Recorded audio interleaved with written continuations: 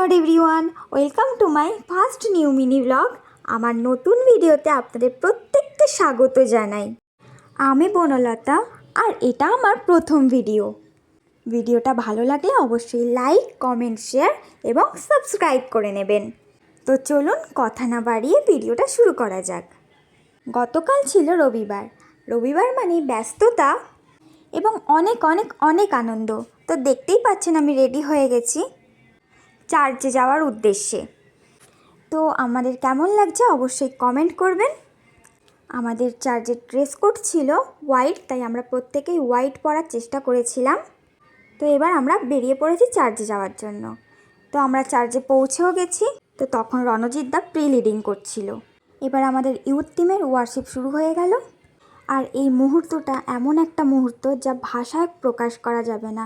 সেখানে ঈশ্বরের উপস্থিতি এমনভাবে ছিল যে আমরা কেউ নিজেকে কন্ট্রোল করতে পারছিলাম না। তো আপনারা দেখতেই পাচ্ছেন এখানে ঈশ্বরের উপস্থিতিতে সবাই যে যার নিজের দুঃখ কষ্ট ভুলে গিয়ে ঈশ্বরের উদ্দেশ্যে কতটা আনন্দ করছে। এরপর শুরু হলো আমাদের বাক্যপাঠ।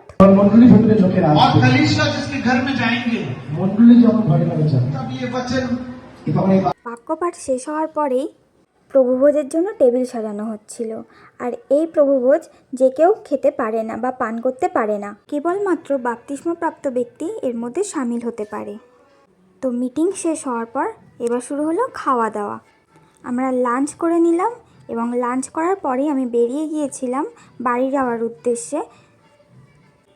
তো বাড়ি ফেরার পরেই বিড়লাপুর থেকে যে বোনেরা এসেছিল তাদের সাথে কিছুটা সময় কাটিয়ে নিলাম।